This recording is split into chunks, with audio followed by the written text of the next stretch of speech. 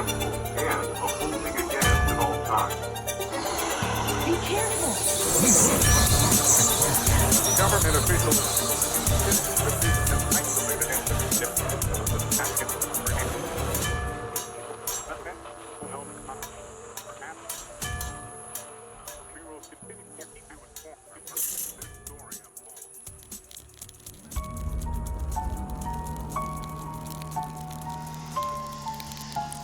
Robertson County, Tennessee, 1817. A family goes to bed. A sound wakes them.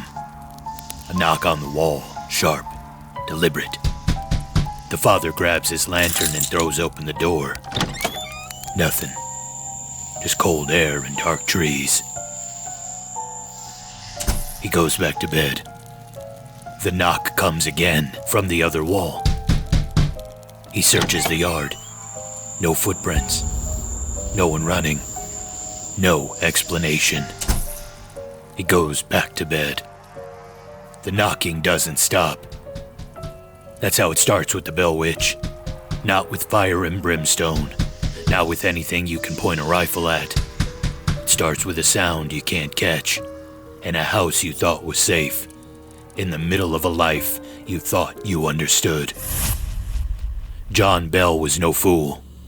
He was no drunk, nor lunatic. He was not the kind of man who saw things in the dark. He was a respected farmer, a community man. His neighbors trusted him. His family loved him. In Robertson County, the Bells were the kind of people you wanted next door. The ones who'd lend you money without asking when you'd pay them back. Who'd show up when your barn needed raising and stay until the last nail was in. But none of that mattered, because something came for him anyway. What followed over the next several years would become the most documented, most witnessed, most debated haunting in American history. Not one person claiming something strange, not a family whispering in private, but dozens of witnesses, neighbors, travelers, soldiers, men who rode in as skeptics and rode out saying nothing, staring at the road ahead. They all heard the same voice. It could mimic anyone in the room. It knew things it had no right to know. Private conversations, secret debts, words spoken miles away, sometimes across oceans. It recited sermons. It sang hymns off-key just to show it could. It answered questions. It asked them back. And it had a sense of humor that felt less like comedy and more like a blade turning slowly. The youngest daughter, Betsy, couldn't sleep without something pulling her hair in the dark. The father, John, the voice simply called him Old Jack, and he started fading in ways the doctor couldn't explain. Stumbling in the fields, losing words mid-sentence, staring out into the void. The voice watched him like it was keeping a clock, or stalking a victim. One of the craziest details of the story is even General Andrew Jackson heard about it and decided to ride out himself. He was not a man who backed down from anything. He had faced muskets, bayonets, entire armies. He showed up at the Bell Farm ready to put the whole thing to rest. Some say he left before morning. He reportedly said he would rather face the British again than face the Bell Witch. Friends, this is the story of the Bell Witch. It will take us from a quiet farm on the Red River to a cave that locals still point at when they want to explain where it went. It will take us through a death that a voice in the dark cheerfully took credit for. And eventually it will take us through theories and testimonies and the uncomfortable reality that no explanation has ever fully closed this file. Some hauntings are rumors, but this one has receipts.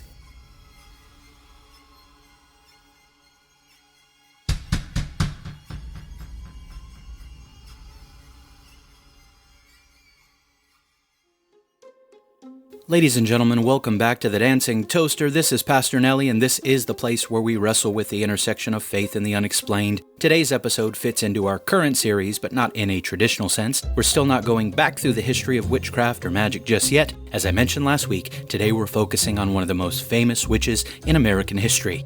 Today is going to be like an old school episode. The topic we're covering is the Bell Witch. and it's actually getting the great Amherst mystery treatment because we have a lot to cover. Is this the story of a witch or a ghost, or the story of the ghost of a witch, or something else entirely? Well, stick around and maybe we'll find out.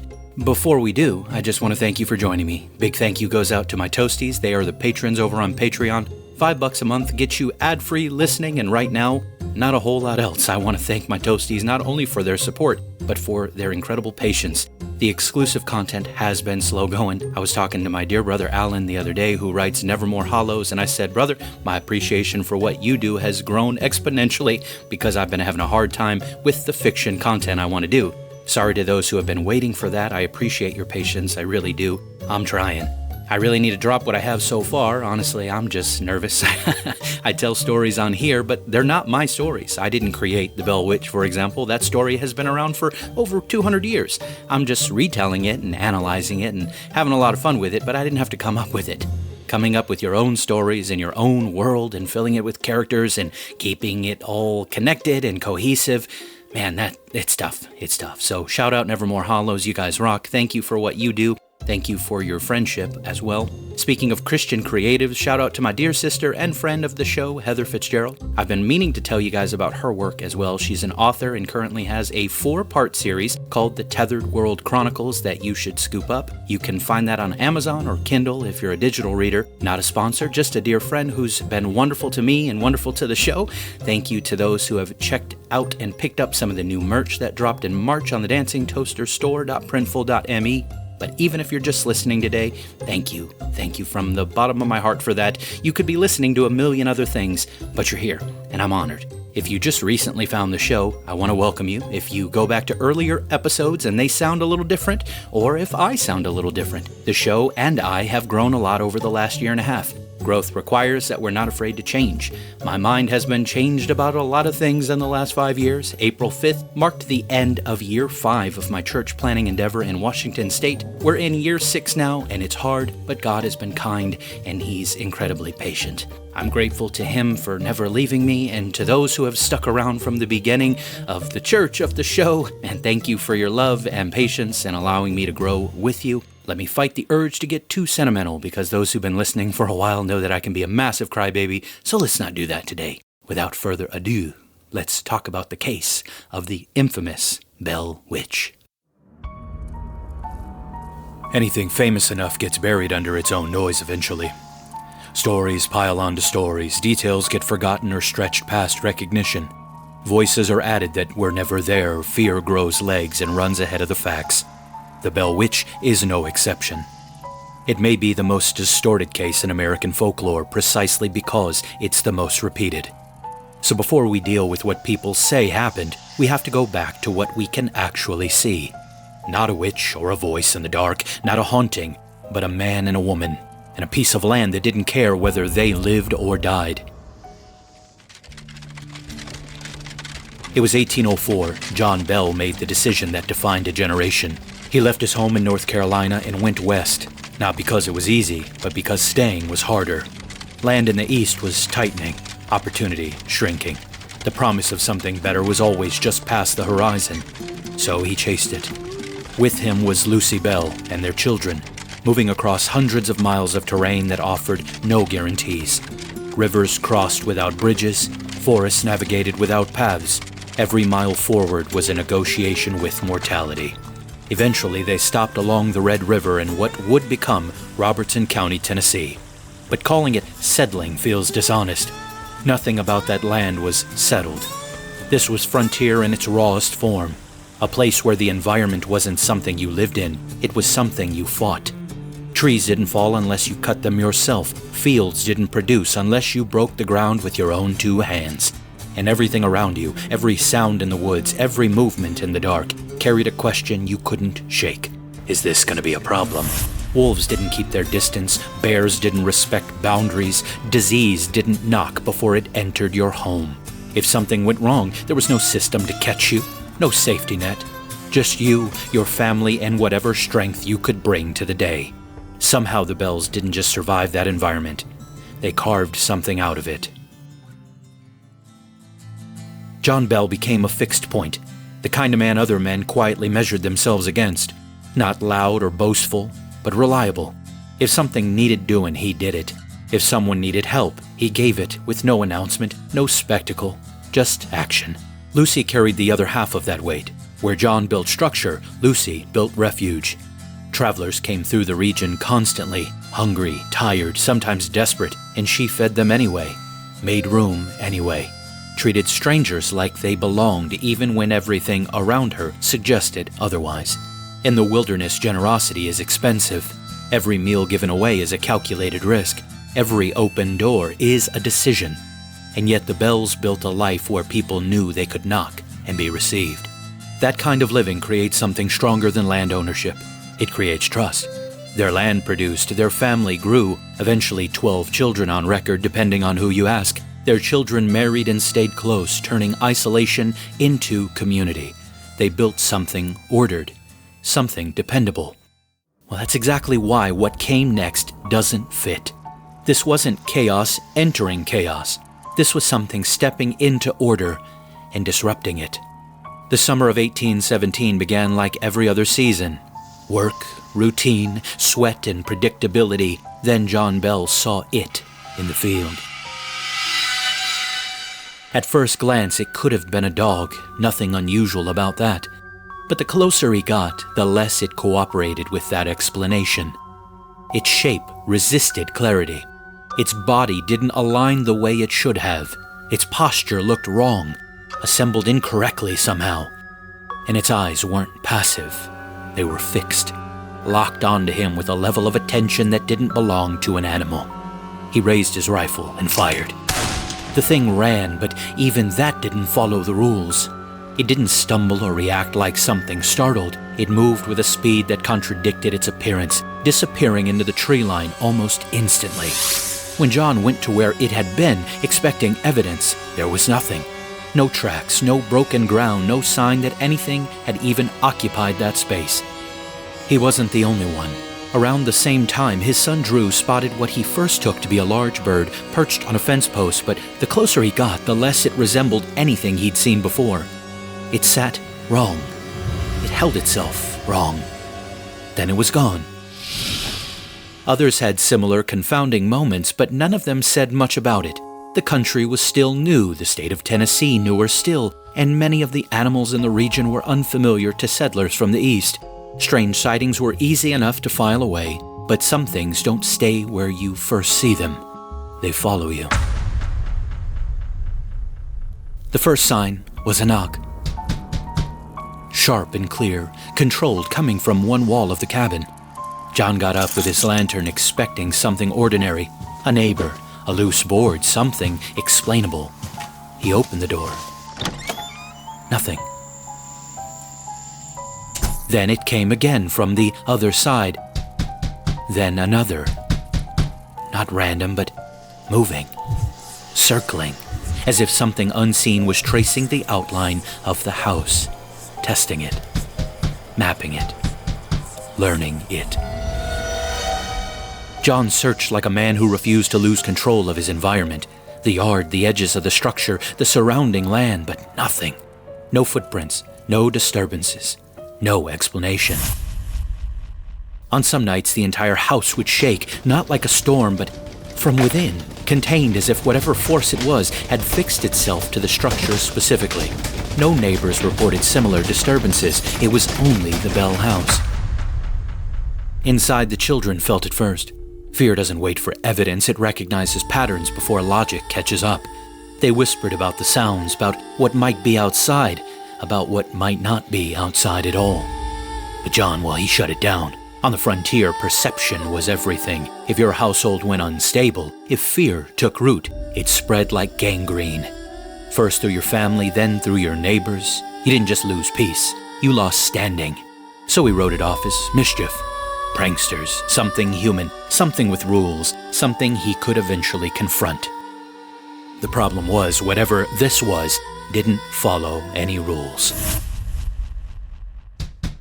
In the weeks that followed, the knocking didn't fade. It escalated louder, got closer, more deliberate until it stopped feeling like sound and started feeling like presence. And by spring of 1818, it had moved deeper inside. It wasn't dramatic. Didn't come with violent intrusion that could be pointed to and remembered clearly later. It didn't break a door down or rattle a window. It simply seeped in and began to exist there, quietly, subtly, in a way that made it difficult to say exactly when it started, only that at some point things were no longer the way they used to be, and everybody knew it. In the boys' room, in the heavy stillness after a long day's labor, it escalated.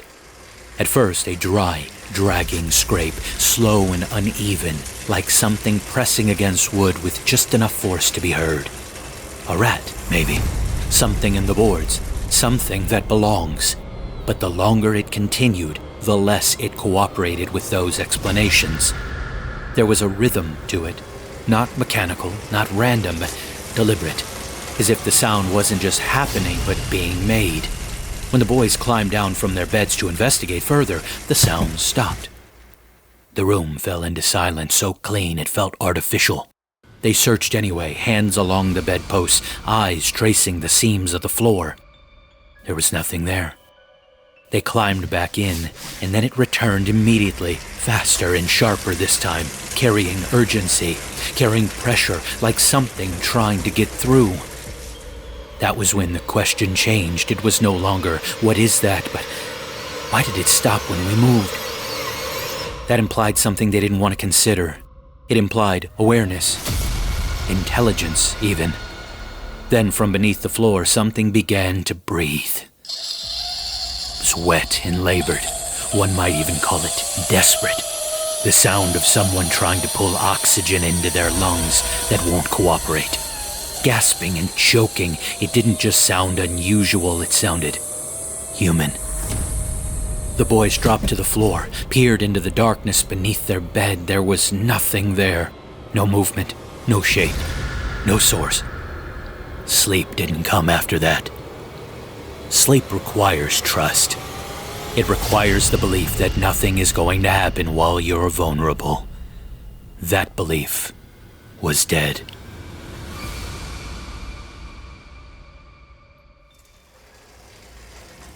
It didn't stop with the boys' room. The same sounds eventually came to Betsy Bell's room, but escalated even further. The same scraping in the dark, the same choking from below the floor. Then something new arrived just for Betsy. Bed covers were ripped away in the middle of the night, as if someone had taken hold and yanked them free. Betsy spoke of her hair being pulled while she lay in bed. Not gently or accidentally, but sharply.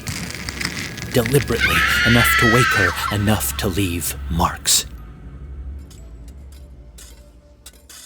On the same property, working the land as they always had, were the slaves owned by the Bells.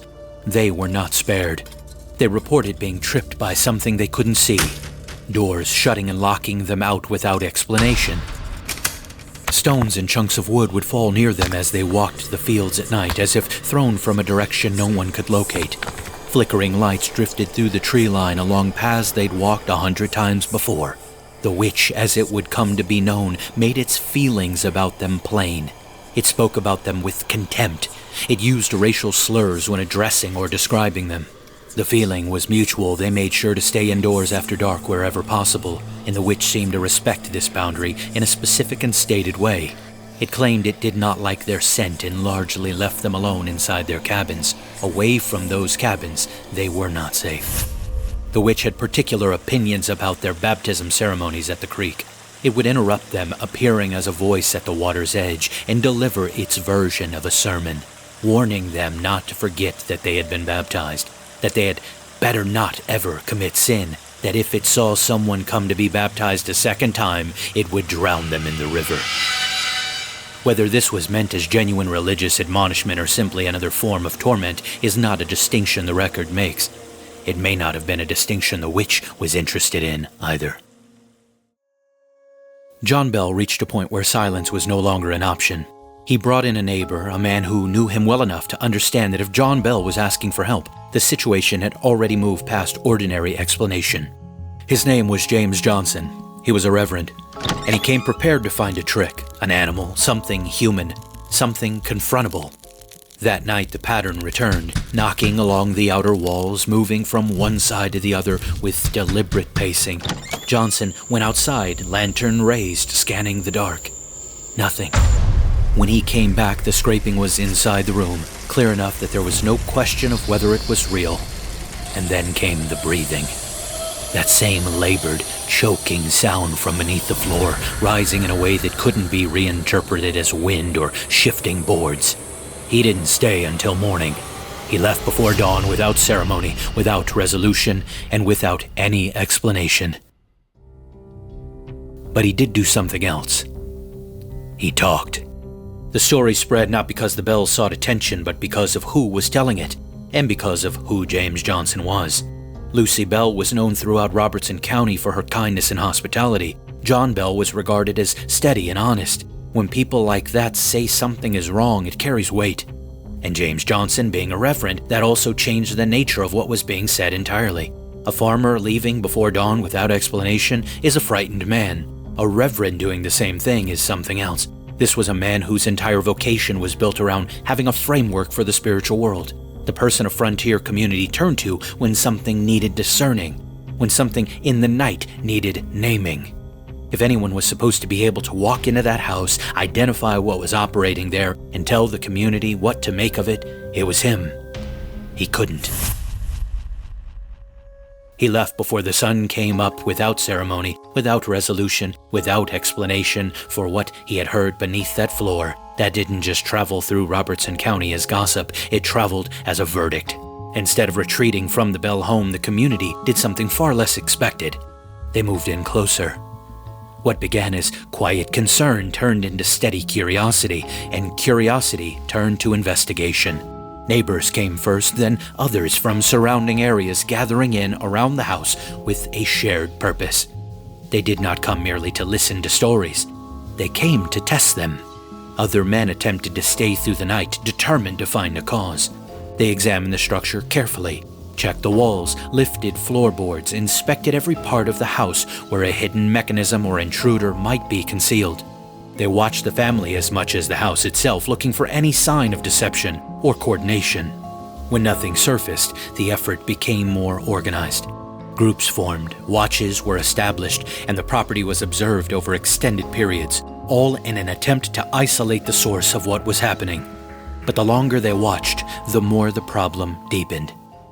What they encountered did not behave like a trick, and it did not behave like something tied to the house alone. It responded. That was the detail that unsettled even the most skeptical among them. The sounds did not occur randomly. They adjusted to movement in the room. They would cease the moment someone tried to locate them and resume when attention shifted away, as if whatever produced them was aware not just of presence, but of intention. At times, the observers pushed further, attempting to establish whether the phenomenon could be engaged in a more deliberate way. Simple questions were asked aloud. How many people are in this room? How many horses are in the barn? In response, sounds came back in measured patterns. Knocks or scratches counted with accuracy that were difficult to dismiss. It was not yet a system, not the kind of structured communication that would later be popularized decades afterward by those like the Fox sisters, but the resemblance was there. What the Fox sisters would later formalize into a method of spirit communication appeared here much earlier, but in unrefined form. Divination wasn't necessarily the goal, as they still had no idea what they were dealing with. The Bell family had not created a system or even labeled what they were doing. They were just looking for answers, anything that could help them understand the mysterious presence that was plaguing them. In Tennessee, this was not presented as a practice or a demonstration. It was not controlled, not invited, and not repeatable on demand. The presence was intrusive, and attempts to communicate with it were shots in the dark. It answered when it chose, stopped when it chose, and revealed just enough to keep those present engaged without ever allowing itself to be fully understood or fully contained. Reactions to it varied, but they rarely ended in dismissal. Some visitors left visibly shaken, their confidence stripped away by what they had heard. Others attempted to reduce it to something ordinary, speaking of animals, tricks, or imagination, yet even they struggled to maintain that position once they had experienced it directly.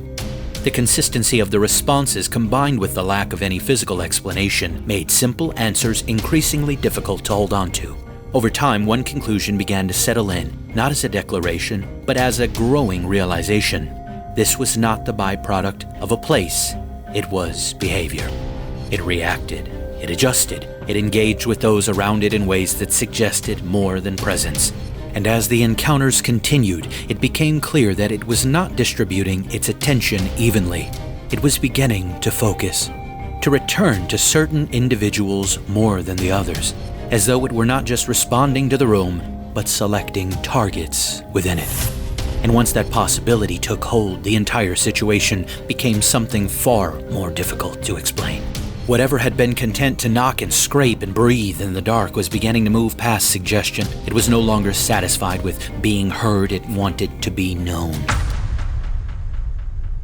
Betsy Bell was 12 years old when the disturbances began. She was the youngest in the household, the most vulnerable. The physical torment that centered on her had been escalating for months. Her hair pulled sharply enough to leave marks, welts appearing on her skin with no visible cause. Witnesses described seeing her react as if struck when no one stood near her. Around the same time, Betsy began experiencing something new. Spells of smothering shortness of breath, an overwhelming weight upon her chest, her body going completely limp and exhausted while otherwise in perfect health. These episodes came and went with no medical explanation. The one pattern observers noted was the witch would not speak while Betsy was in one of these states. It waited. Only once Betsy returned to herself would the voice begin again. Nobody said it out loud, but the implications began there. There was a final boundary remaining between presence and identity, and what crossed it wasn't movement, it wasn't sound. It was a voice. Late one night, as Betsy hovered in that thin space between sleep and waking, she felt a slight pull at her covers. Gentle, almost cautious. Then a voice came from the darkness, close enough to feel rather than hear, and it spoke her name. Betsy. She sat up immediately, searching the room for someone, something, anything. But the room was empty. The air still. And as quickly as the voice had come, it withdrew, retreating into silence like something aware it had revealed too much, too soon. The next night it returned and again uttered her name in the dark. Betsy. But then something else. It laughed. Not loud or distant, contained and controlled, as if delivered specifically to her. The family tried the only thing left that made sense. They sent Betsy away. If whatever this was had fixed itself to the house, distance might be enough. She went to stay with neighbors, James Johnson, Jessie Bell, Bennett Porter, the Thorne family, cycling through households while her family hoped the separation would hold. It didn't. The most disturbing night came in the home of Theeny Thorne. Betsy locked the bedroom door and climbed into bed with her friend. A loud knock at the door followed, which then seemed to fly open on a gust of wind, though when Theeny sprang up and lit a candle, the door was shut. Their bedsheets pulled away. Then the voice spoke softly in the room. Betsy, you should not have come over here. You know I can follow you anywhere. Now get a good night's sleep. A soft hand patted Betsy on the cheek. The voice said it would not disturb them anymore. Not that night. It kept its word. Not that it mattered. The next morning, Lucy Bell told the girls that the witch had spoken to her as well during the night, describing the encounter at the Thorne home, telling Lucy not to be alarmed, that the girls would rest well and return home the next day. It was doing far more than tormenting Betsy. It was showing her that there was nowhere to go. Whatever she was to it, she carried that with her. Distance was not a variable it recognized. It didn't remain with Betsy alone. It extended into the shared life of the household, and it chose its moments carefully. Most troubling and perhaps most telling, it would come in the middle of family prayer. At first, it was easy to overlook, a second voice, faint, trailing just behind the words being spoken. But as the prayer continued, the imitation became undeniable. The voice followed each line in real time, matching not just the words, but the cadence, the tone, the rise and the fall. It didn't interrupt or compete. It aligned as though it were participating. When John Bell raised his voice, the other voice rose with it. When Lucy spoke, it followed her cadence exactly. When she closed with, Amen. the voice repeated it a fraction of a second later. Amen. Not as an echo, but as a response. See, noises can be endured, but once something speaks, you can't ignore it the same way anymore. By the time word had spread through Robertson County, people didn't just come to hear about it. They came to see if it would happen in front of them. And it did, but not in a way anyone could pin down or get comfortable with. The voice refused to behave like something bound to a source. It surfaced wherever it chose, from above, from below, from across the room, as if direction had simply stopped applying to it. And then there was what it could do with other voices. It didn't imitate loosely. It reproduced. A man or woman could ask a question and the answer came back in his or her own voice, matching tone, rhythm, the small inflections that make a voice recognizable. Where are you from? Where are you from? It didn't limit itself to what was said in the room either.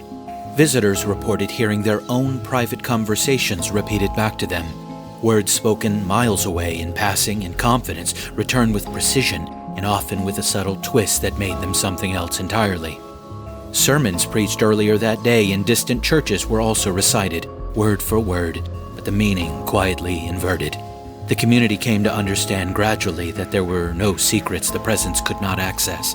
People feared having their private matters brought out in front of a room full of witnesses. It knew what you said on the road. It knew what you whispered to your wife. It wasn't just that it knew things, it was how it used them. What it pulled into the open was rarely random. It chose its moments carefully, exposing one person while leaving another untouched, pressing into one life while passing over the next. The effect was not chaos, it was division, uneven, deliberate, and that unevenness became impossible to ignore, because while some were humiliated, others were handled differently.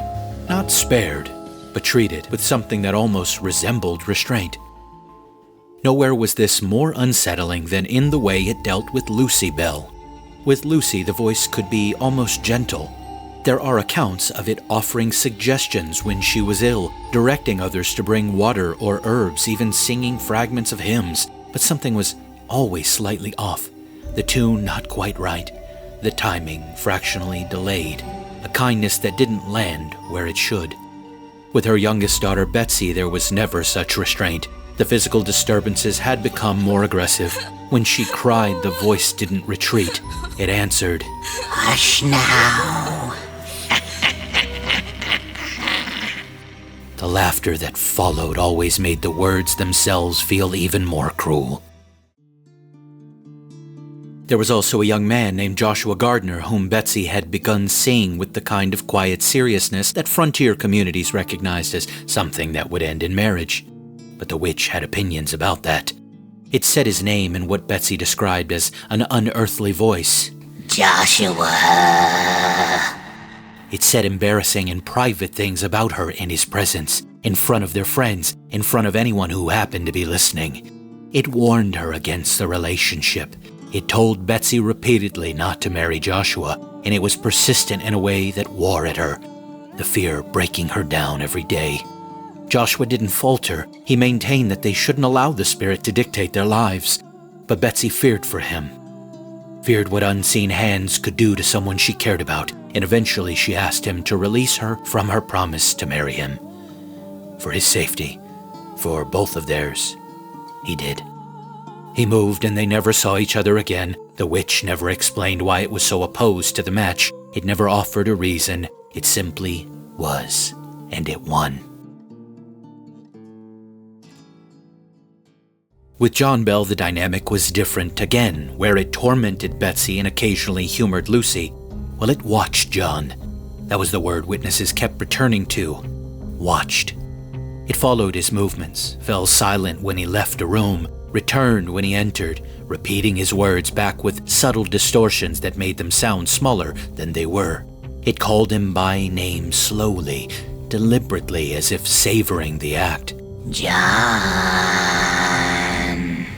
Over time, people began to notice the effect. He changed. Not suddenly, but steadily.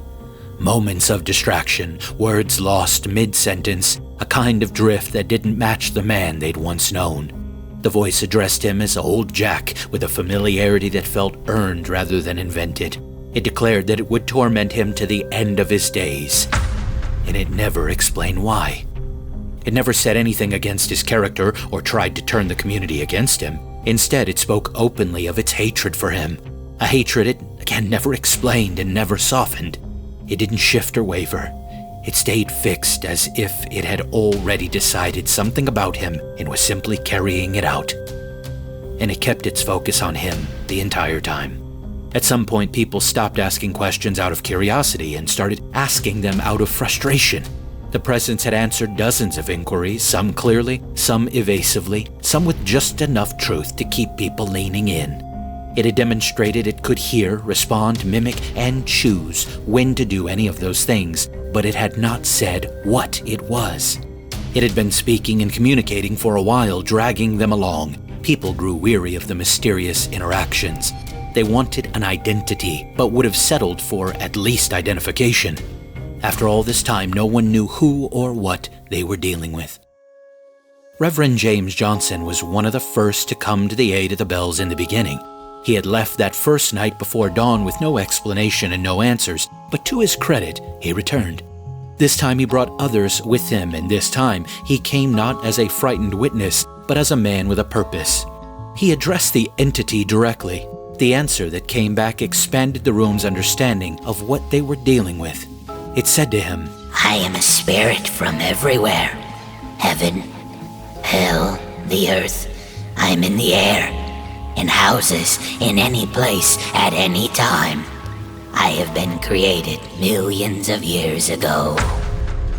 It wasn't the only identity it offered. On other occasions, it described itself differently, as a spirit whose rest had been disturbed, as something ancient that had been drawn to the property. It contradicted itself. It seemed to find that useful, maybe even entertaining. But a cosmic self-description is not the same as an identity. Ancient, ever-present, powerful, from everywhere and nowhere, that gave the community nothing to hold on to, nothing to name, nothing to bring before a congregation or explain to a neighbor or pray against with any specificity. Johnson had drawn something remarkable out of it. What he hadn't drawn out was anything Robertson County could use. That would take another reverend entirely. James Gunn was a local preacher, and where Johnson had come with the measured approach of a man conducting an investigation, Gunn came with the directness that perhaps caught the presence off guard. He pressed it in a way that the others hadn't, and the entity, for reasons it never explained, acknowledged that he had asked in such a way that the answer could no longer be evaded. It said to him, I am nothing but old Kate Bat's witch, and I am determined to torment John Bell to his death. The community finally had a name.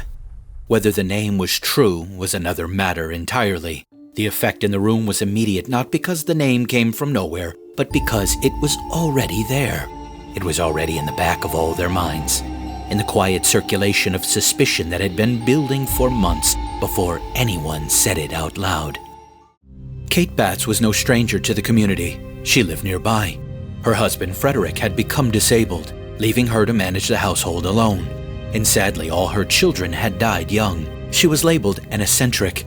She was known to speak harshly about John Bell. There had been some disputes between them years earlier, and she had reportedly declared she would get even with him. The superstitious always pointed to her habit of asking women for their brass pins, the theory being that when someone gave Kate a pin, it gave her power over them. Brass pins had also been found throughout the Bell house as well, sticking from pillows, left on chairs, and on occasion, Betsy had described being poked by something that felt exactly like a brass pin. It was enough for some. The real Kate Batts always denied the claim outright with an anger that those who remembered her described as sincere. John Bell himself said he did not believe she was responsible for the phenomenon, and there was no reliable evidence that ever tied her to the events at the farm beyond the circumstantial and the voice's own agreement.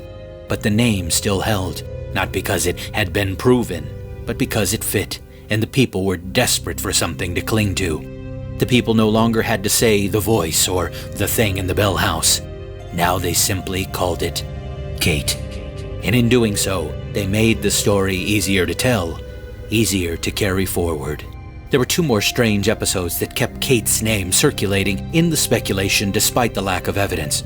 A girl named Emily Payne, frustrated with butter that wouldn't churn one morning, declared that old Kate Batts had bewitched the milk and plunged a heated iron poker into the churn. She then made an excuse to visit Kate that same day and found her nursing a hand she claimed to have burned that morning. The other major episode didn't occur until after Kate Batts died. By custom, someone was to sit with the body through the night before burial. By the time of her passing, Kate had no family, and finding volunteers proved quite difficult. A young woman named Fanny Story eventually agreed, on the condition that 3 or 4 others would stay with her. She wasn't going to take any chances. The group of girls reported spending the night fighting off large black dogs and cats, dogs that wouldn't respond to sticks, and cats that jumped on the coffin. A yard crawling with animals that shouldn't have been there. Whether they were telling the truth or playing on the community's existing fears, no one could say with certainty. Maybe it was a little of both. Kate Batts died long after the main haunting had ended. Most considered it doubtful she'd been responsible, but her name had already been given to the thing, and the thing had accepted it, and that was enough. By 1819, the Bell Farm had become something it was never meant to be. People traveled to it, stories moved the way they always do on the frontier, carried along roads, passed from one traveler to another, growing just enough with each telling to pull the next person in. The Bell family cabin filled night after night, farmers, preachers, travelers, and curiosity seekers, men who believed and men who didn't, all gathering in the same small space, waiting to see if the stories would hold under observation. Most left differently than they arrived. What struck them wasn't just that it happened. It was how it adopted. It didn't repeat itself the same way twice. It studied the room, and then it used what it found. A man named William Wall came from Montgomery County, having heard the tales and deciding to make the journey by horseback to see for himself. He was still on the road, approaching the property, when a voice called to him from the nearby brush. Hello, Billy Wall. You're going to see the witch? He couldn't see anyone. He confirmed that was where he was headed. The voice told him it was going there too, and asked if it could ride behind him on the fat horse. He said, "Hop up." The horse immediately squatted as if a heavy weight had landed on it, then began wriggling and kicking. Wall reached behind him but felt nothing, though the voice continued beside him the rest of the way, asking questions, complimenting his hair, laughing at the horse. When he arrived, the voice told him to hitch his horse and go inside. It would be in shortly to entertain him. About an hour later, the performance commenced with rattling sounds as if hazelnuts were pouring down onto the floor, followed by voices and conversation Wall had no frame of reference for. He said the trip had completely satisfied his curiosity, and he never came back. The witch entertained, it embarrassed, and it exposed. It seemed to thrive specifically on being observed, as if attention were a form of fuel for it. The more people came, the more active it became. There were also those who arrived not to observe, but to solve, confident that whatever was happening at the Bell Farm, they would be the ones to put an end to it. A professional detective named Mr. Williams came from out of town, certain that the family was manufacturing the disturbances in order to make a profit. Richard Bell later noted that the family had never charged visitors anything, not a cent, and had in fact refused payment repeatedly while continuing to feed everyone who came through and ensure their horses were attended before departure. None of that reached Mr. Williams before he arrived, though, with his conclusions already formed. The witch stayed quiet for the first night. Williams took this as confirmation of his theory. Whoever was behind it, it was too afraid to perform with him watching. The second day, nothing either. He announced to the room that his suspicions were confirmed. But that night, sleeping on a straw mattress on the floor, he found himself pinned down by something he couldn't see, a force pressing on him with tremendous weight. And then the beating began. invisible and methodical, scratching and pounding until he screamed for help. The witch paused only long enough to ask him calmly, "Which member of the family do you think I am?" Then the beating continued. When someone brought a light, it stopped. William sat in a chair with a candle beside him for the rest of the night, listening to the voice mock his investigation, asking him who he suspected, how long he planned to stay, offering sarcastic encouragement on his progress. He left at sunrise and couldn't be persuaded to stay for breakfast. John Bell grew increasingly desperate. His condition was worsening. The entity's language toward him had become more violent. He had tried everything he could think of, and nothing had worked. So he did what desperate men do. He sent for someone who claimed to know more than he did. A conjurer from Simpson County, Kentucky, arrived at the Bell farm by invitation. He came with confidence and didn't bother to lower his voice about it. He said he had cast out many spirits before. He claimed he knew what he was doing. This would not be a problem for much longer, he boasted. For 3 or 4 days, the witch was silent. The conjurer took this as a working sign. He moved throughout the house with purpose, finding an old shotgun, claiming the witch had put a spell on it, cleaning it, performing incantations, mixing concoctions. He was building something. He was setting the stage, as these types tend to do. And then the witch spoke. It asked what he was doing.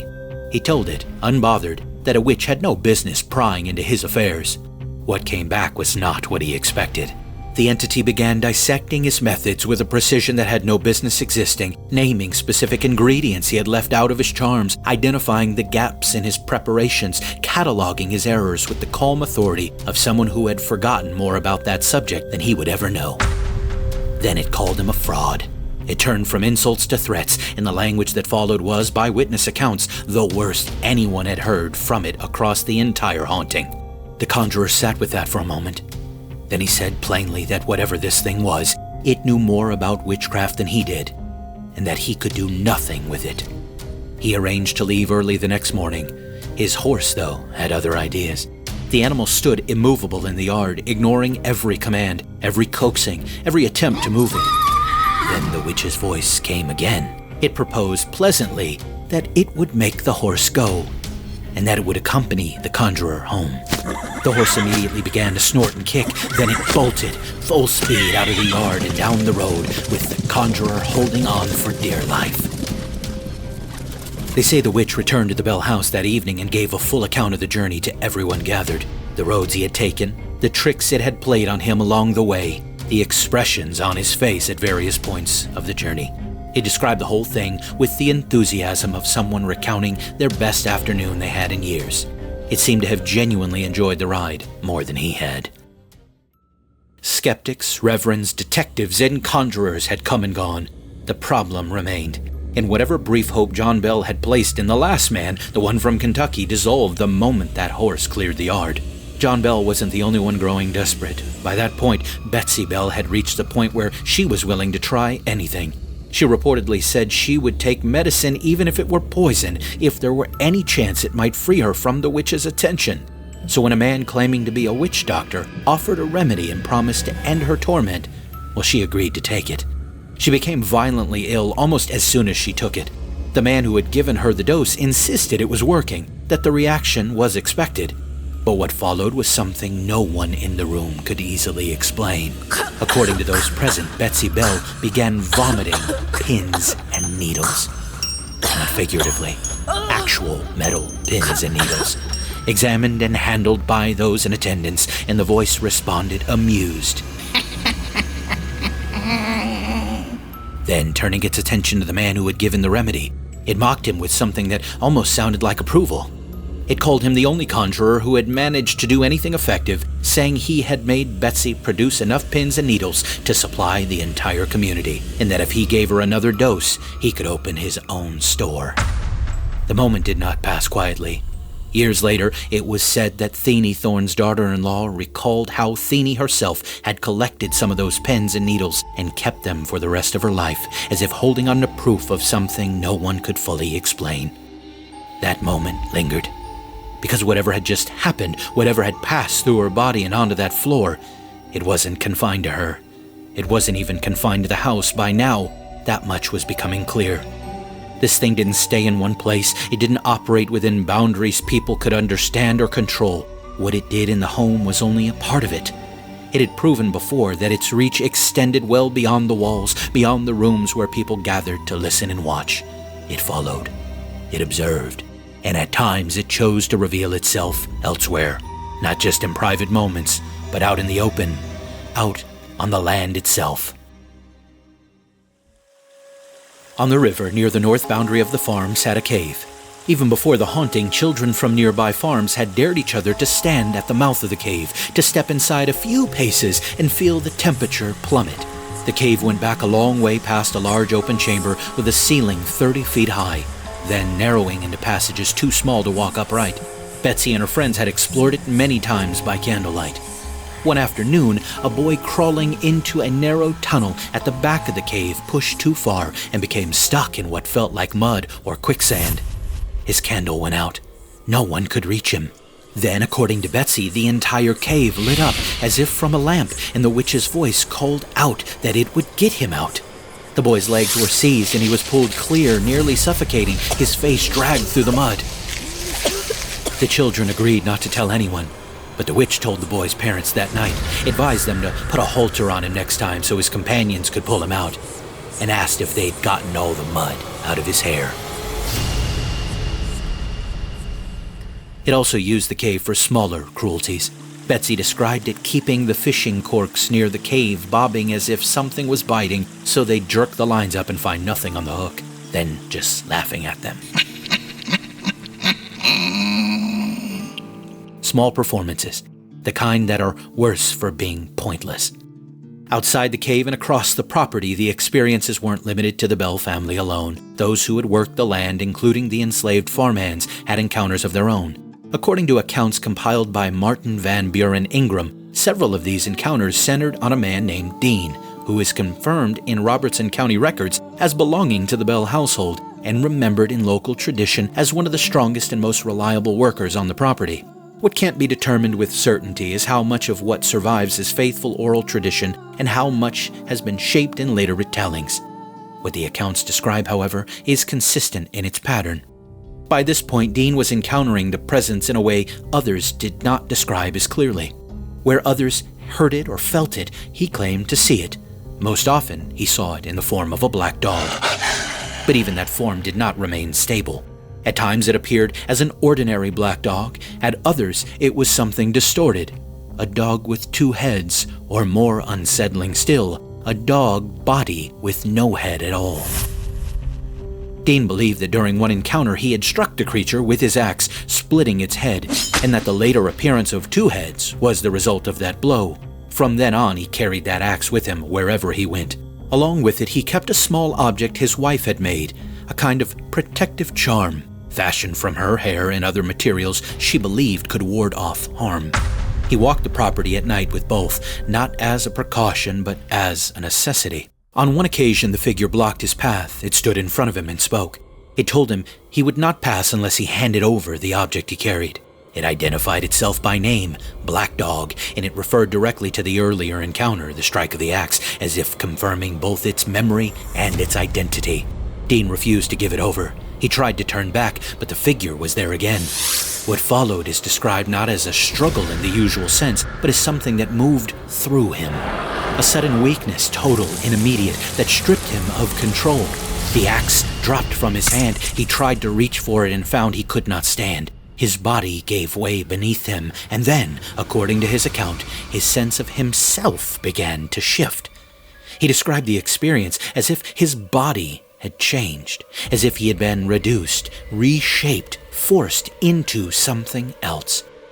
He spoke of voices above him, arguing, deciding what to do with him. He felt hands on him, weight on his back, as if something had climbed on top of him and taken hold. But whatever that moment was, it did not last. He kicked, he broke free, and he ran. He made it back to his wife's cabin, striking the door until she opened it, and when she did, he was himself again. The transformation, whatever it had been, was gone. The axe lay somewhere behind him, lost in the dark. He told the story openly, and while not everyone accepted the details as literal, he was believed in one important sense. Dean was not known as a man who made things up, and others had seen the condition he returned in. Another farmhand, Willis, later recalled that Dean would come back from the property with his clothing torn and his body marked, as if he had been beaten badly. There was at least one other incident. Thinking the presence might be occupied at the Bell house, Dean once went into the woods to hunt, taking a dog with him. By morning, he was missing, and when he finally returned, he carried a deep wound on his head. He said the witch had appeared to him as a large rabbit and struck him with a stick, leaving him unconscious until daylight. He carried that scar for the rest of his life and never gave another explanation for it. How much of this is exact and how much has been shaped over time cannot be fully answered. What can be said is this: Dean walked that land night after night with an axe in one hand, a charm in the other. He encountered something in the dark that others only heard or feared, and each time he came back, changed, injured, shaken, but still willing to walk out there again. He never softened what he said happened to him. He never adjusted his story to make it easier to accept. He carried the evidence of it on his body and told it plainly to anyone who asked. And whatever conclusions are drawn from the rest of the story, that part remains. He did not speak as someone chasing attention. He spoke as someone who had endured something he could not ignore. Dean's story ends where it always ended, with him back on his feet, back on the property, and back in the dark the next night. The thing that had beaten him was still there. The thing that had tried to take his witch ball was still there. The thing that had turned the land he worked into a gauntlet that he ran every time the sun went down was still there. And it wasn't only there. That was the detail that Robertson County kept returning to and couldn't resolve. Whatever this was, it didn't stick around when it was finished with the Bell farm for the evening. It moved. It traveled. It went where it wanted and came back when it chose and reported on what it had seen with the casual ease of something that had never once considered distance to be a meaningful constraint. The witch also made its knowledge of distant events known in many ways that couldn't be easily explained either. Jessie Bell had been on a trip and was overdue home. Lucy expressed her worry one evening. The witch told her to wait a moment, that it would go check on him. A couple of minutes passed. The voice returned and reported that Jessie was safe at his home, reading a book by candlelight. When Jessie visited the next morning and was told what had happened, he confirmed it. He added that during his reading, he heard a knock at the door. Before he could get up to answer it, the door opened and quickly closed again. When his wife asked him what he thought it was, he said he reckoned it was the witch. This became routine. People would casually ask the witch about the goings-on in various parts of Robertson County, and it would tell them. It visited the Bell family's former neighborhood in North Carolina and returned with news. It described events happening simultaneously miles away. At one point, it reproduced 2 sermons being delivered at the same time by 2 different ministers, Reverend James Gunn and Reverend Suggs Fort, who were preaching at churches 13 miles apart. This was confirmed later that evening when people gathered at the Bell home compared notes. An Englishman visiting the property made the mistake of testing it by asking it to deliver a message to his family across the Atlantic. He said it could tell them that in his opinion, never since the world was created had men seen and heard the marvelous things he had witnessed during the past 3 months. 3 hours later, the voice returned, mimicking 2 other voices, both unfamiliar to anyone in the room. To the Englishman, well, the Englishman said they were his mother and his brother, and that they sounded exactly as they should. A voice resembling his mother said, "Tell him not to stay there any longer. He has heard and seen enough, and we do not want any more visits like that here." When the Englishman eventually returned home and wrote to John Bell Jr., he confirmed that everything they had heard had been true, that his family had been visited by the presence. Then there was the incident involving Esther Bell, one of Betsy's older sisters. One afternoon, Esther stepped outside to gather eggs from the hens and noticed a woman approaching the property. At first, nothing about it seemed unusual. Travelers and neighbors passed through often enough. Esther called out to her in greeting. She received no response. She called again, louder this time. Still nothing. The woman stopped just beyond the yard and slowly removed her bonnet. Her hair fell loose, and she began running her fingers through it, almost absent-mindedly at first. Then the motion changed. Slower, then faster. She began pulling at it, working through it with increasing intensity, as if she were preoccupied with something that couldn't be seen or named. Esther spoke to her again, even invited her inside, but the woman gave no sign that she heard anything. It wasn't that she ignored Esther. It was as if Esther wasn't there at all. Unsettled, Esther went back inside and brought Betsy to the window. The two of them stood together and watched as the woman climbed up onto the front yard fence and sat there, continuing the same strange, repetitive motion with her hair. After a moment, she stepped down and moved toward the side of the house, heading toward the stable where a cluster of young saplings grew near a fallen log. But then something changed. As she passed behind the log, 3 more figures appeared beside her. 2 young girls and a small boy. They had not approached. They had not come from the road. One moment, there was only the woman, and the next, there were 4. The children followed her to the saplings, and together they climbed under the thin trunks and began to sway back and forth, the trees bending under their weight in a slow, unnatural rhythm. About that time, the neighbor, Bennett Porter, arrived to the house. Esther and Betsy called him over quickly and pointed toward the scene. He looked where they were pointing. He saw the saplings moving, but he did not see the figures. To him, the tree was swaying for no reason at all. Still, he took the situation seriously enough to fetch his gun, suggesting that if something was there, it could be driven off. As they watched the figures climb down from the sapling and move behind the fallen log, one by one their heads disappeared above it, rising just enough to be seen before dropping out of sight again. Esther pointed to a specific spot along the log, marking where one of the figures had just appeared. Bennett raised the rifle and fired. That night, the phenomenon responded in a way the household had not experienced before. Instead of a single voice, there were several, distinct and separate. They spoke over one another. They argued and mocked and cursed in tones that were sharper and more chaotic than anything the family had heard up to that point. In later accounts, these voices were given names: Black Dog, Mathematics, Psiphography, and Jerusalem, each one taking on a personality of its own. One voice in particular, the one identified as Black Dog, seemed to dominate the others, threatening them, ordering them, even claiming responsibility for what had happened earlier that day. At one point, it was said that the voice referred to Bennett Porter's gunshot, claiming that Jerusalem had been struck and injured. Whether that statement reflected anything real or was simply part of their performance is impossible to say. What is clear is that the behavior had changed again. The phenomenon was no longer presenting itself as a single presence. It was dividing, or at least appearing to. At times, the voices would argue among themselves for extended periods, using language that shocked even those who had grown used to the disturbances. On other occasions, the tone shifted entirely, becoming almost theatrical.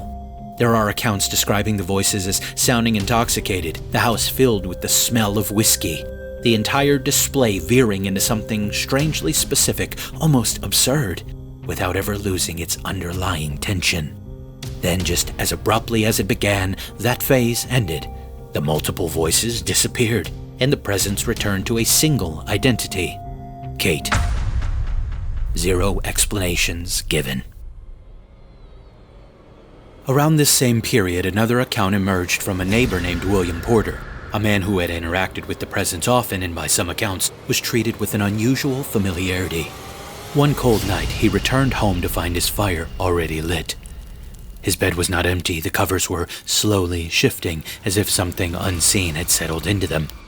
Then the voice spoke. Billy, I've come to sleep with you and keep you warm. He told it to leave him alone. What followed was not visible, but unmistakable. He felt something moving across the bed, something that slid rather than stepped, something that displaced the blankets as it moved. The covers began to draw away from him, gathering together as though pulled by unseen hands. If whatever was there could be contained in the sheets, then it could be destroyed. He grabbed hold of the bundled blankets and dragged them toward the fireplace, but as he did, the weight became heavier than it should have been, and the smell that came off of it was overwhelming, something foul and unnatural that forced him back. He dropped the bundle and left the room. When he returned, the bed was empty. The covers lay where they had fallen, and whatever had been there was gone. In the midst of all of this, word reached Andrew Jackson, or so the tradition holds. The account of his visit does not appear in Jackson's personal journals or any contemporary record. Historians have noted its absence, but that hasn't stopped anyone else from recounting the tale. What Ingram's compilation preserves is this. Jackson, already a well-known military figure, traveling through Tennessee, he was curious and confident that he would find a rational explanation for the Bell Witch. He traveled to the Bell property with a party of men, a wagon loaded with supplies and tent equipment, intending to camp outside rather than crowd the already full home. The wagon stopped on the road a short distance from the farm. The driver yelled and whipped, and the horses strained, but the wagon didn't move. Jackson and his men got out and pushed, but nothing. They checked the wheels, the ground, the harnesses. Everything appeared normal. They were on level ground with no obstructions. Jackson, after a few minutes, reportedly said, "It is the witch." A voice came from the roadside. They can go now, General. Neither Jackson nor his men could see anyone. The horses moved the wagon without difficulty from that moment forward.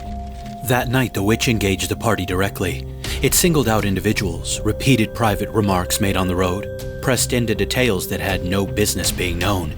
Within Jackson's group was a man who had been boasting all evening about being a, quote, real witch tamer, that no witch would appear while he was present, that his pistol was loaded with a silver bullet, and that he intended to use it. Jackson was growing impatient. The man's stories had gone on for hours with no sign of the witch. Then the man shot up from his chair. "Boys, I'm being stuck with 1,000 pins!" The witch's voice told him it was standing directly in front of him. He drew his pistol, but it wouldn't fire. The witch said, It's my night for fun. Then something slapped him across the jaw. He started yelling that something was pulling his nose. He ran for the door, which opened on its own. He sprinted to the wagon, the witch by accounts offering him advice on the subject of witchcraft the entire way. Jackson laughed. He told John Bell he hadn't seen anything so funny and mysterious in his life, and that he'd like to stay a full week. The witch addressed him then and said there was another fraud in his party. She'd get him tomorrow night. The rest of Jackson's party could not be convinced to stay another night. They didn't know which of them would be next, despite Jackson wanting to remain. The account says they left the following day and never returned. According to the tradition, he remarked afterward that he would rather face the British again. Whether he said it or not, whoever first told the story understood something true. The Bell Farm had a way of adjusting a man's confidence about what he was prepared for. By 1820, the Bell house had stopped fighting back. Resistance had curdled into routine. What once shattered sleep now merely marked the hours. The family had learned to read the thing the way you learn to read weather. Which silences were empty, which had weight, which meant the air was about to change. Dusk brought the neighbors. They arrived in twos and threes, speaking of other things. No one said aloud what they were waiting for. No one had to. Inside, the Bells prepared with the quiet efficiency of people practicing a religion that they hadn't chosen. Lamps up early, furniture arranged deliberately, a Bible kept not on the shelf but within reach, not for reading, but for the particular weight of it in the hand. None of it was enough. None of it was ever enough. The presence did not respect thresholds, it did not arrive, it simply was, or was not, with no comprehensible logic governing which. Its attention settled with increasing intensity on John Bell. The changes in him had been gradual, then weren't.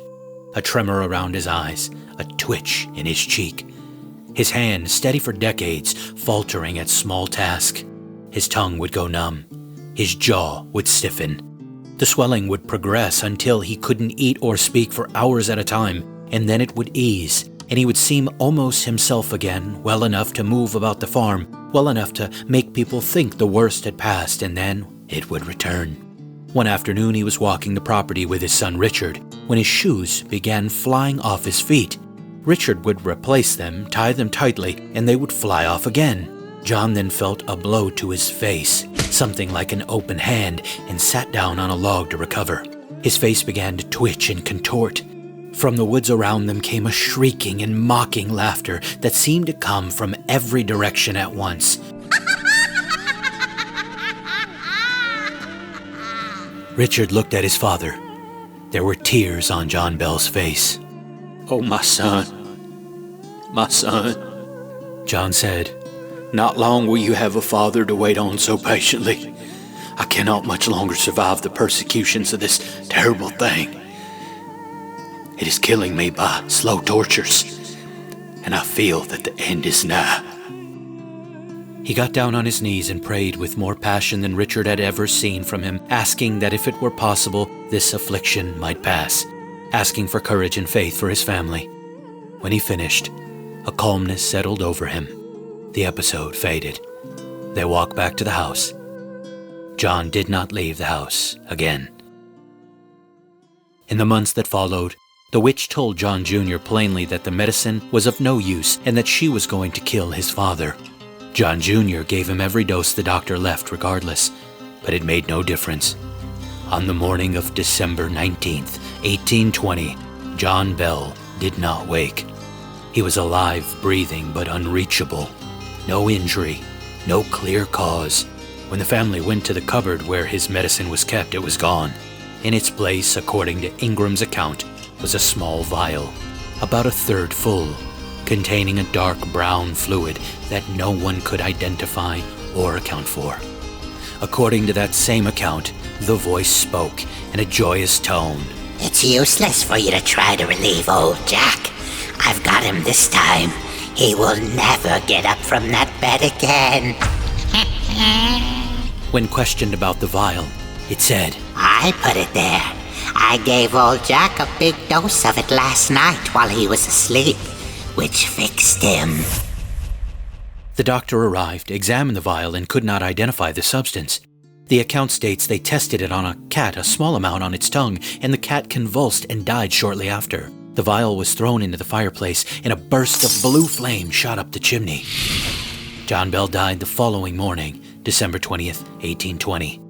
The witch could be heard singing throughout the house.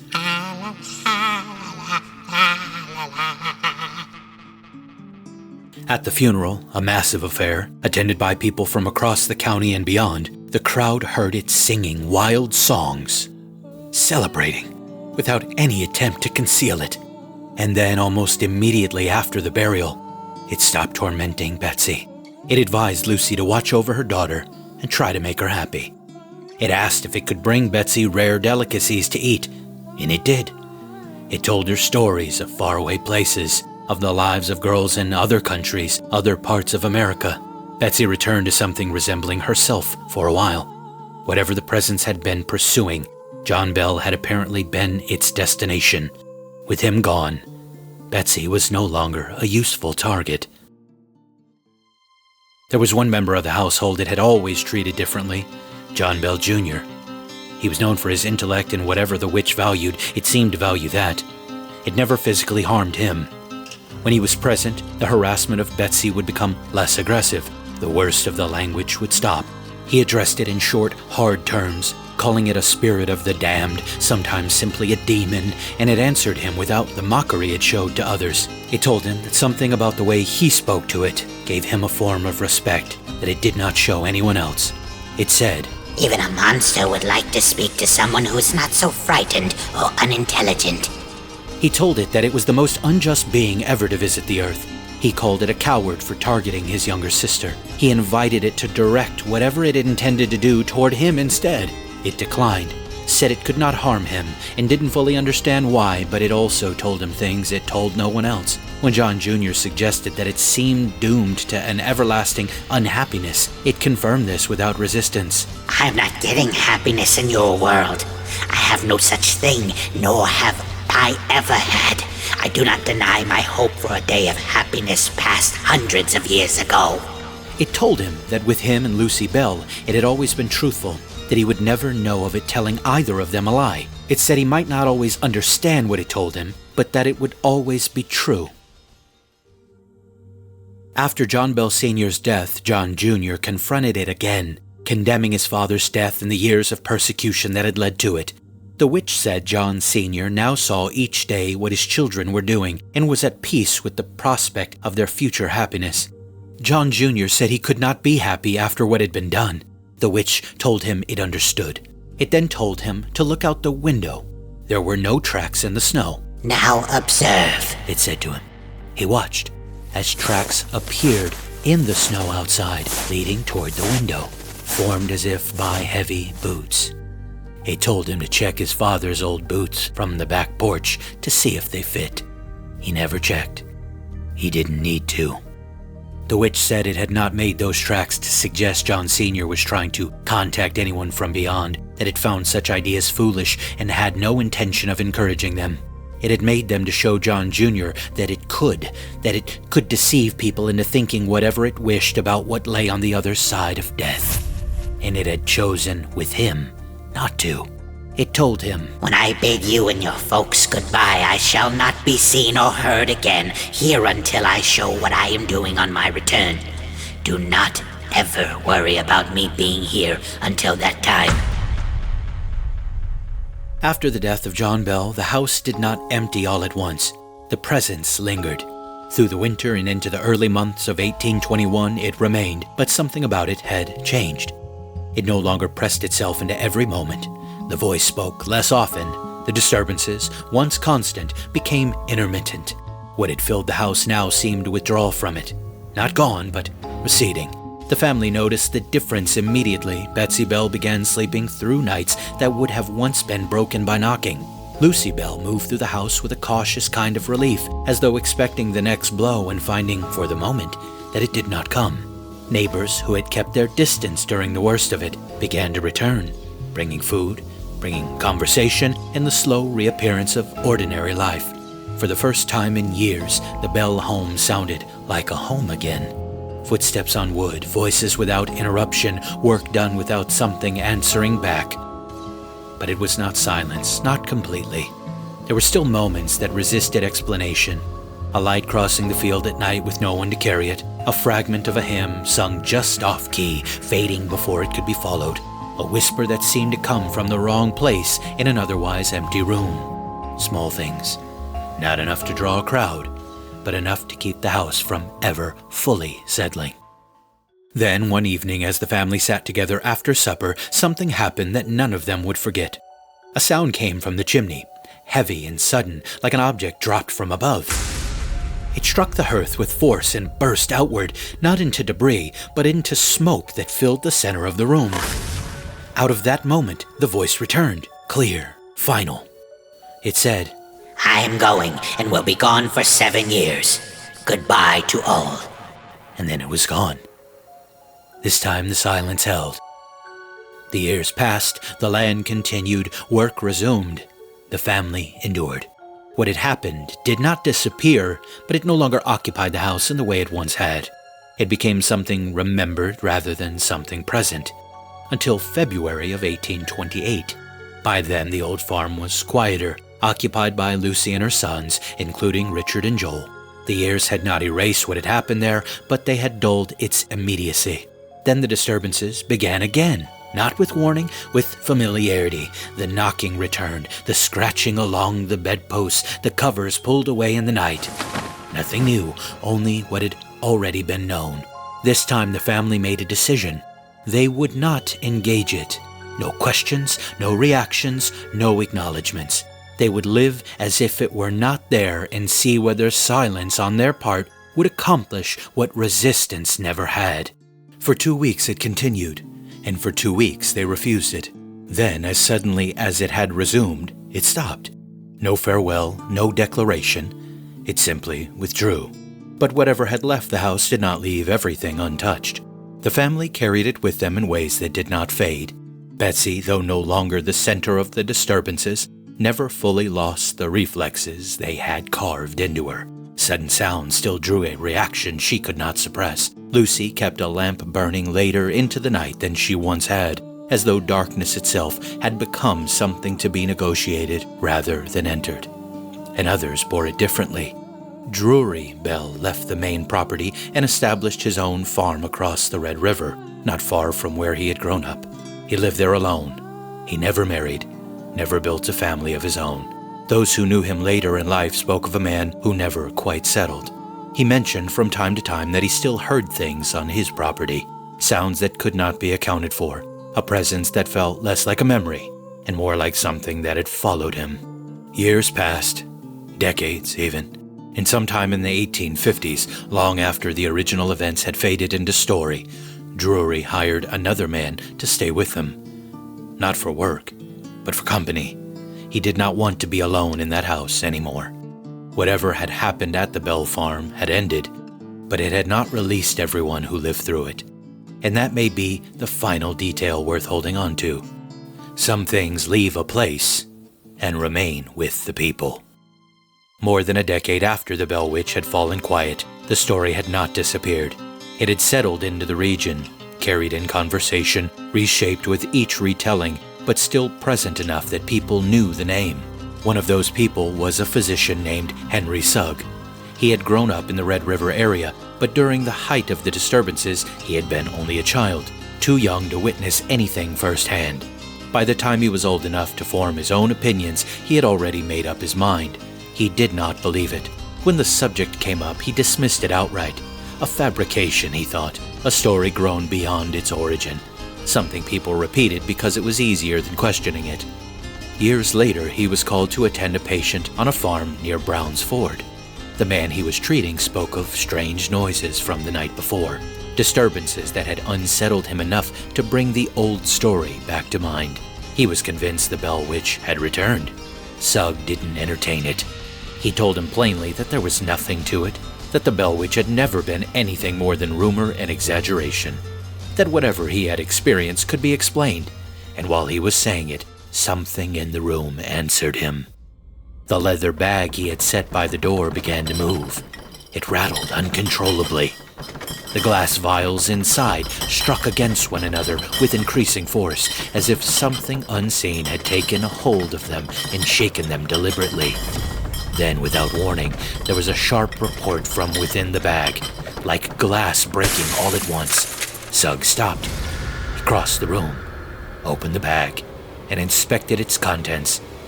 But every vial was intact. Nothing broken, nothing disturbed. He returned to the patient and resumed his explanation, now more careful, more deliberate, as if speaking the words again might restore control over the moment. But then it happened again. Louder this time. The same violent rattle, the same sudden explosive sound. And again, when he checked, nothing had changed. No damage, no cause, no explanation. There is no record of what he said after that, only that he could not account for it. The land itself also did not forget easily. The property that had once belonged to the Bells eventually passed into the hands of the next generation, including Alan Bell, the son of Richard. Time had moved on. The events had become something people spoke about rather than something they expected to experience, until one night proved otherwise. Alan was staying at the house with a friend, Reynolds Powell, when his dog began to react. Not casually, not the way animals do when something passes in the distance. The dog barked low and sharp, then he growled, holding its ground as if something stood just beyond their sight. The men went outside to investigate. They checked the yard, the edges of the property, the places where something might reasonably be hiding, but they found nothing. The air was still. The yard was empty. They brought the dog back in, settled again, and eventually returned to bed. For a while, nothing happened. But then, without warning, the pillows beneath their heads were pulled free. The blankets followed, drawn out from under them with a force that made resistance pointless. They searched the room immediately, checked the doors, the windows, the corners where someone might conceal themselves. Everything was secure. Nothing was there. They barred the doors, set things in order, and lay down again, this time alert, waiting. And it happened again. The same motion, the same force, the same complete lack of anything visible to account for it.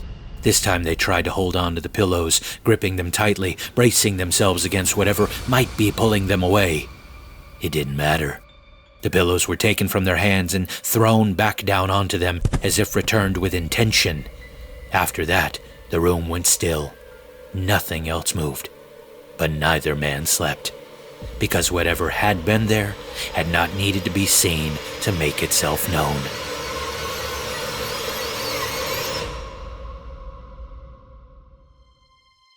Beyond the fields, past the limestone breaks that run along the edge of the Bell property, there is a place where the land dips toward the river and the air turns cold, even in the heat of summer.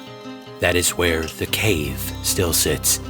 It was there before any of this began. The children knew it long before the house ever became something people whispered about.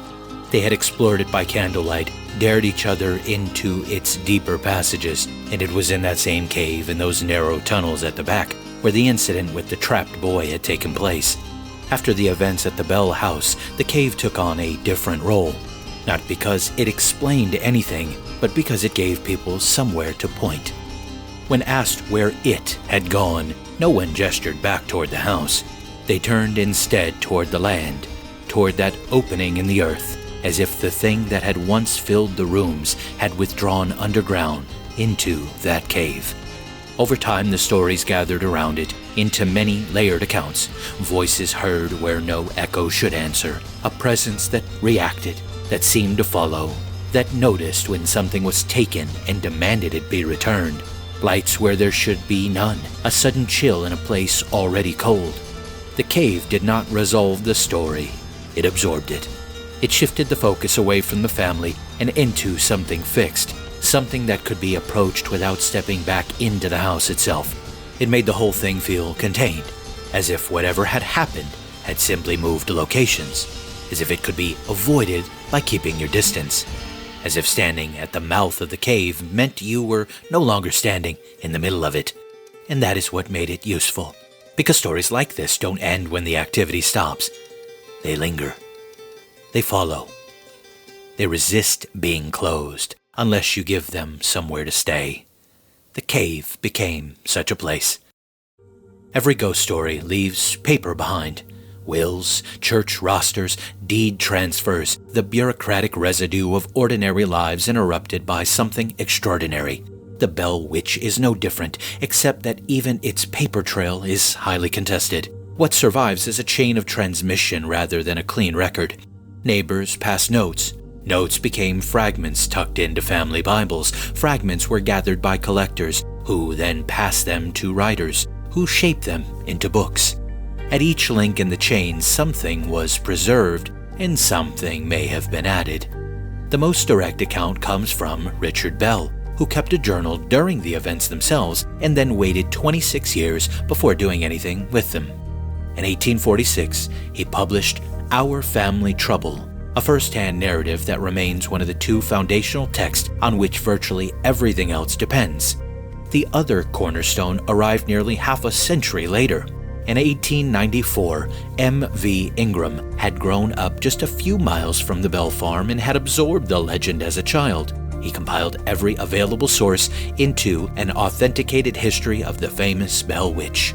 His primary material was Richard Bell's accounts, delivered to him by Richard's son Alan, a secondary transmission of an already belated memoir. A third layer came later still when Charles Bailey Bell, a grandson of John Bell Jr., published a work entitled A Mysterious Spirit, the Bell Witch of Tennessee, drawing on stories passed through his branch of the family and on testimony Betsy Bell herself gave at 83 years old, decades after the fact, filtered through a full life of trying to forget. What's striking about this chain is what it suggests about the family's motives. These were not people who wanted a legend.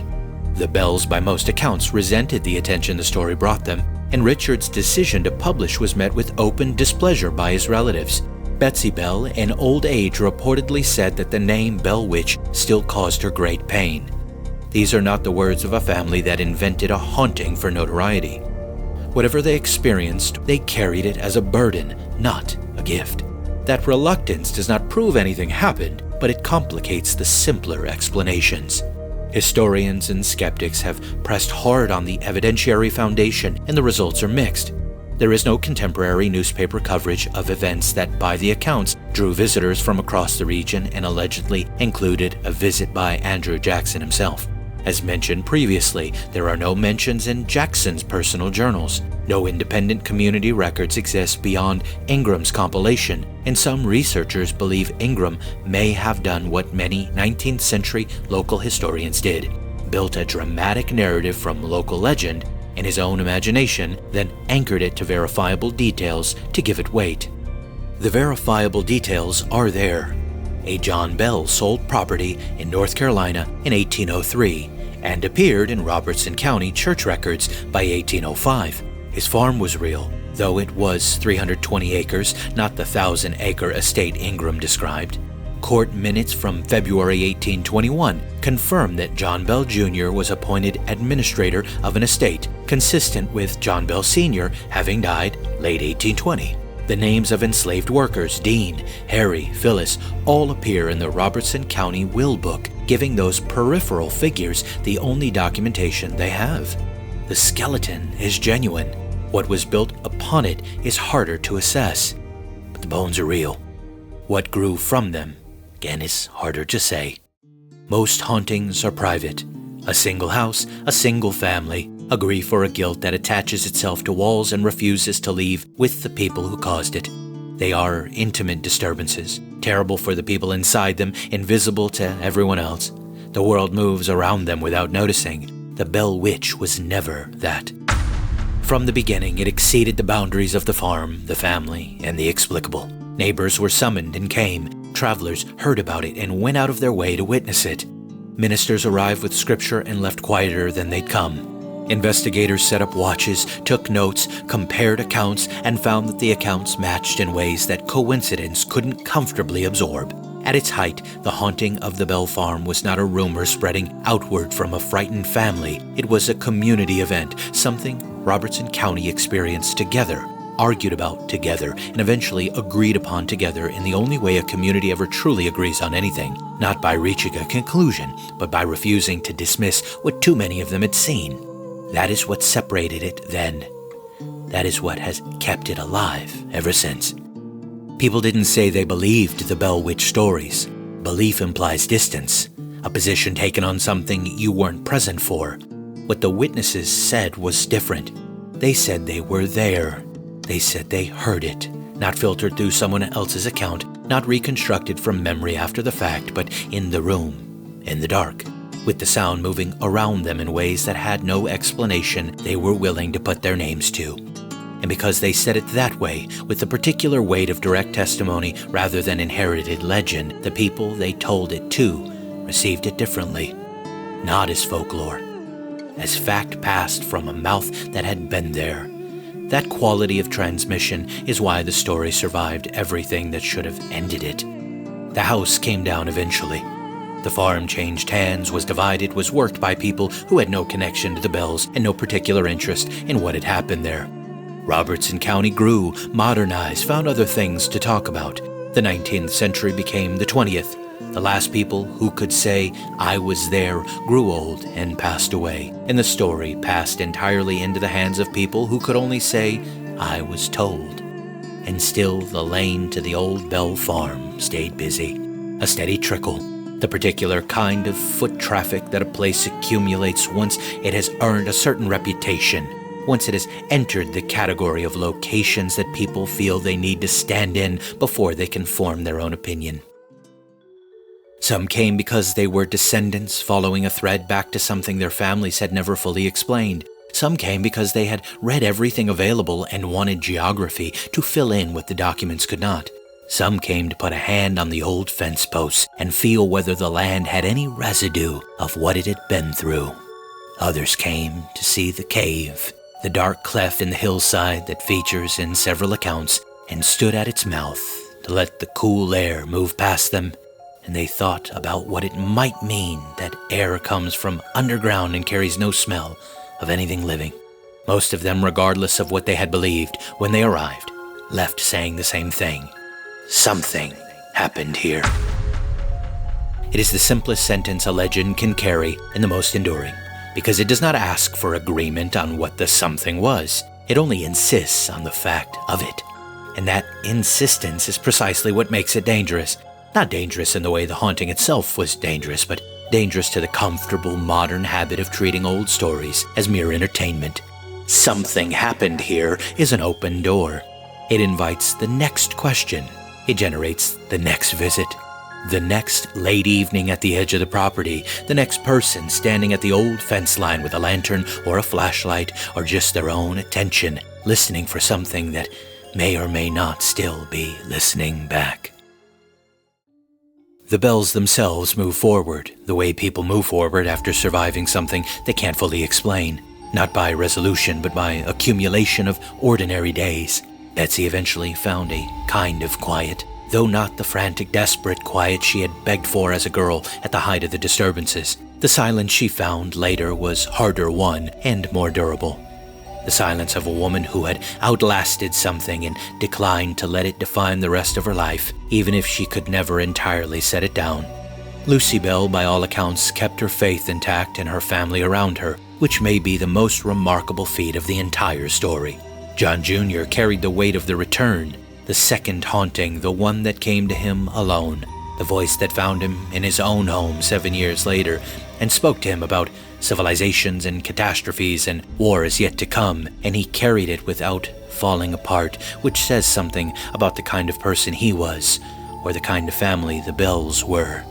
We'll talk more about that next week. The farm changed hands, the county grew, the cave kept its chill. And the witch, if that ever was the right name for it, if any name was ever adequate, became what all such things eventually become once the last person who heard it firsthand is gone. A voice on paper, a mark on a map, a story told well enough to keep finding new rooms to fill.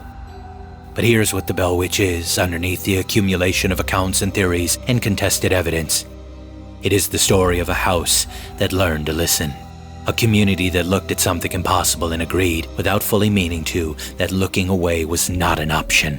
And a reminder of the stubborn human habit, ancient, persistent, not entirely irrational, of giving a shape to the fear that moves at night, that taps on our walls, that calls out from the dark in a voice that sounds almost familiar. What distinguished this particular fear, this particular shape, was its intimacy. It did not simply terrorize, it knew. It knew the names of everyone in the house, and it used them carefully, deliberately, the way you use a thing you intend to keep. It knew what each person feared and what each person loved, and it deployed that knowledge with a precision that no theory has ever fully accounted for. Hoax does not explain it. Hysteria does not explain it. Abuse does not explain it. Each theory fits part of the record and buckles under the rest. The archive is closed, the witness is long gone. John Bell is in the ground, and the voice that put him there has been quiet for longer than anyone now living has been alive.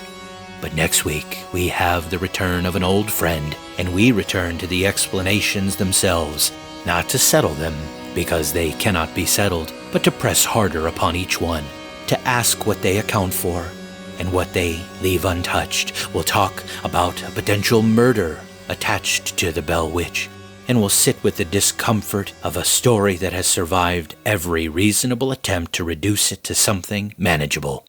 Because the Bell Witch doesn't offer the comfort of a solution, it offers something older and less satisfying, the company of a question that has never been answered and a county that never forgot it was asked.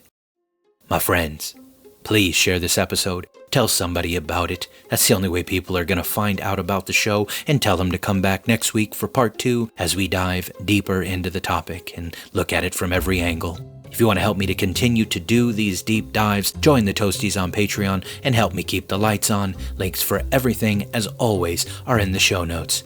I want to thank you from the bottom of my heart for listening today to The Dancing Toaster. Wherever you're listening, like, share, subscribe, comment, leave me a review, follow, do all the things wherever you consume The Dancing Toaster. But whatever you do, don't consume toasters, and don't let the Bell Witch consume you. I love you. I'm out.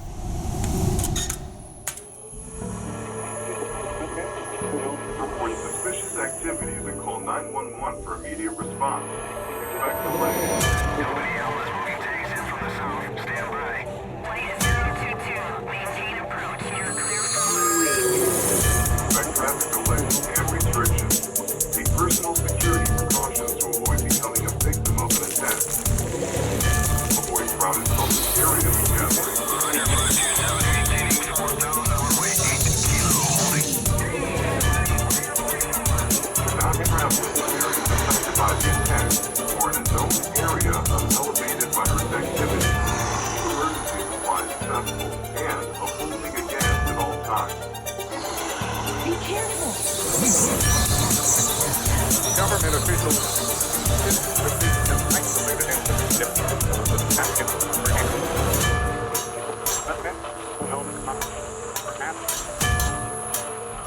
This story unfolds